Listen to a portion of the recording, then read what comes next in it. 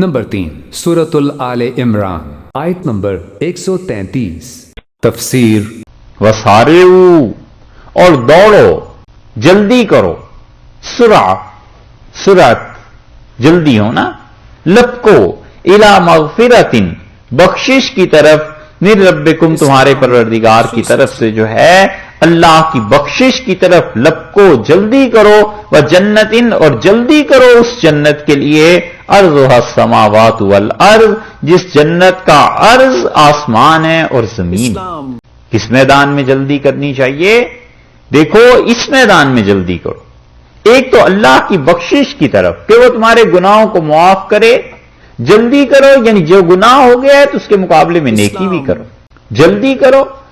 مطلب یہ ہے کہ اللہ سے جلدی معافی مانگ لو، سارعوا الی مغفرۃ من ربکم، وہ کام کرو جس سے پروردگار کی مغفرت تمہارے شامل حال ہو، اور دوسرے اس جنت کی طرف لپکو جس جنت کا عرض جو ہے وہ آسمانوں اور زمین کے برابر۔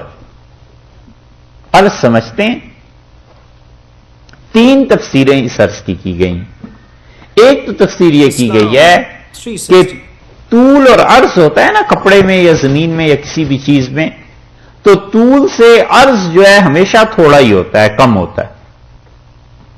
عرض دیکھتے ہیں نا کپڑے کا 12 گرا ہے، 1 گز ہے، 1 میٹر ہے۔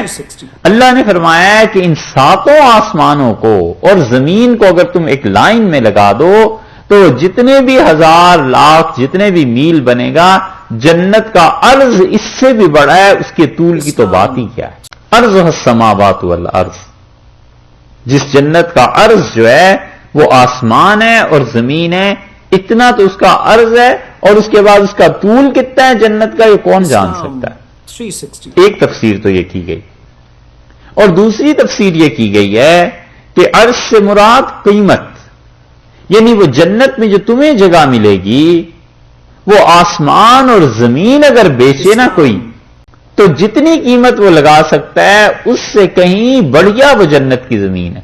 جتنے آسمان اور زمین ہے ان کی قیمت لگاؤ، امریکہ کی کتنی قیمت لگ جائے ہیں، ہے نا، لیکن اللہ نے کہا ہے وہاں جو چیز ہے وہ ان ساری چیزوں سے زیادہ اچھی ہے۔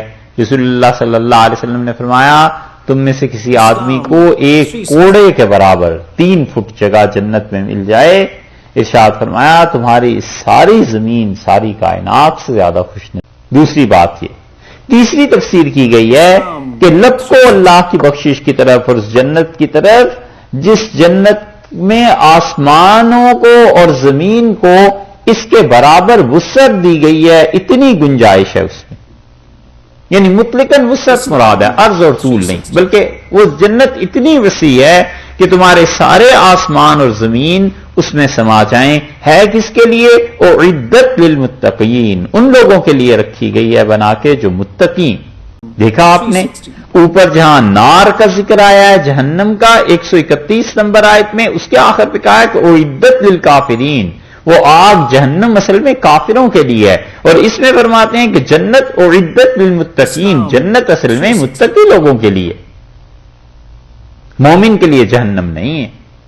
مومن انسان کے لیے جنت ہے، اور ایمان کے بعد جب وہ تقوی اختیار کر لے تو پھر تو اور زیادہ اس کے لیے۔ مومن کون ہے؟ متقی لوگ کون ہیں؟ اب اس کا جواب اللہ تعالی نے اس اگلی آیت میں دیا ہے کہ جو متقی لوگ ہیں وہ کون ہیں۔